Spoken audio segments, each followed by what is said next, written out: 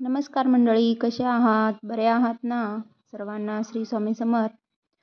समर्थ तुमच्या आमच्या सर्व इच्छा पूर्ण करोत, ही स्वामींचरणी प्रार्थना. तर आज बनवली होती मी पनीरची भाजी. तुम्ही त्याला पनीर टिक्का मसाला म्हणा, पनीरची सिंपल भाजी म्हणा, शाही पनीर पण म्हणू शकता. परंतु मी यात क्रीम घातलं नव्हतं. माऊलीला खोकल्याचा त्रास होत होता म्हणून क्रीम नव्हतं घातलं. तर याच कढईमध्ये आधी मी शिमला मिरची थोडीशी वाफवून घेतली होती तेलात, आणि पुन्हा त्यातच अजून एक्स्ट्रा तेल टाकलं आणि कांदा, लसूण, अद्रकची पेस्ट करून घेतली आणि ती तेलात टाकली आणि त्याला छान असं लालसर होऊ दिलं. आणि त्यानंतर मी आरतीला गेले आणि इकडे कांद्याची पेस्ट देखील छान गोल्डन ब्राऊन अशी झाली होती. आणि जेव्हा आरतीवरून आले तेव्हा कॅमेरा ऑन करायचा विसरला. त्यानंतर मी याच्यामध्ये टाकली टोमॅटोची पेस्ट, आणि टोमॅटो देखील लाल गरगरीत होते, त्यामुळे पेस्ट देखील मस्तपैकी कोणतीही चटणी वगैरे न घालताच त्याला एवढासा लाल कलर आलेला होता. याला छान असं परतू दिलं आणि थोडीशी उकळी फुटायला लागली की त्यात घातलं थोडासा 1 चमच्यापेक्षा जास्त एवढा गरम मसाला आणि 1 चमच्यापेक्षा जास्त एवढा शाही पनीर मसाला. तुम्ही पनीर मसाला नाही घातला तरी देखील चालेल जर गरम मसाला असेल तर. त्यानंतर घातली थोडीशी कसुरी मेथी.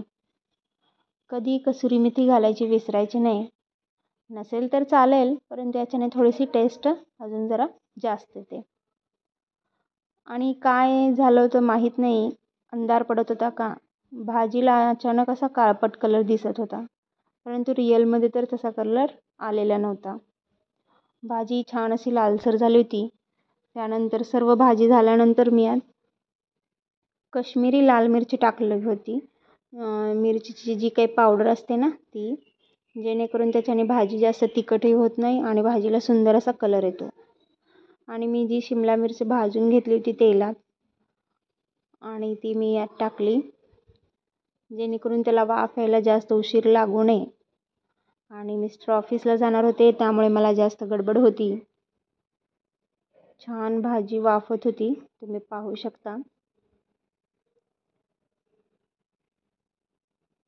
त्यानंतर त्यात टाकलं थोडंसं पाणी, जेणेकरून जे मसाले आहेत ते काळे पडणार नाहीत, म्हणजे लागणार नाहीत. तर त्यात थोडंसं पाणी घालून घेतलं आणि त्याला देखील छान अशी उकळी येऊ दिली.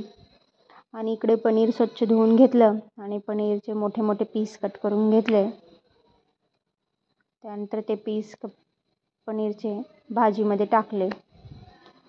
आणि वेदांतला आणि माऊलीला दोघांना देखील पनीर आवडतं. माऊलीला देखील पनीर आवडतं हे मला गेल्या आठवड्यातच समजलं. आधी तो खात नव्हता. बाहेरून पनीरची भाजी मागवली होती तेव्हा पन्नी पन्नी म्हणून तो खाऊ लागला. तेव्हापासून मग मी त्याला पनीर द्यायला सुरुवात केली. थोडं थोडं तो ड्राय पनीर खात होता, जो आपण तेलात थोडं भाजलेला असतो, परंतु भाजीतलं कधी खाल्ला नाही. तर त्यात चवीपुरतं मीठ घालून घेतलं आणि भाजीला छान हलवून घेतलं. त्यानंतर या भाजीला थोडीशी आणखी टेस्ट वाढवण्यासाठी एकदम थोडीशी साखर घातली. तुम्ही हॉटेलमधील देखील भाजी पाहू शकता, थोडीशी हलकीशी गोड लागते आपल्याला, ते देखील थोडीशी साखर घालतातच. आणि यात तुम्ही काजूची पेस्ट देखील घालू शकता, परंतु मी सिंपल असं बनवलं आहे.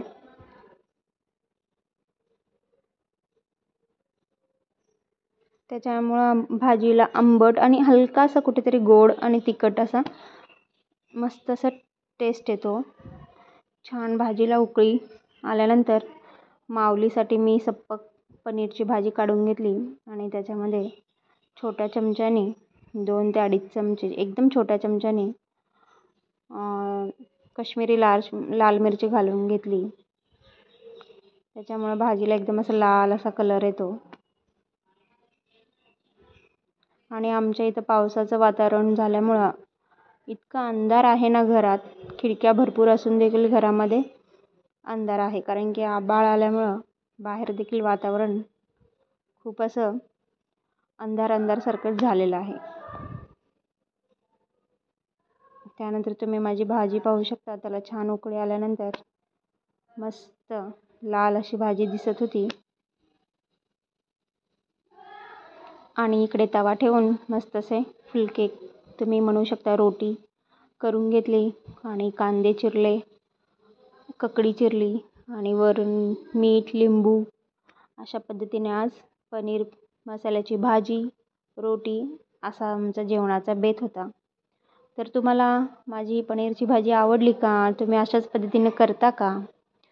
काही चुकलं असेल किंवा काही तुम्ही एक्स्ट्रा घालत असेल तर नक्की सांगा. तुम्ही याच्यामध्ये चीज आणि बटर देखील घालू शकता.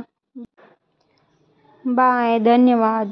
श्री स्वामी समर्थ सर्वांना. आणि या व्हिडिओला लाईक, शेअर, सबस्क्राईब करायला विसरायचं नाही.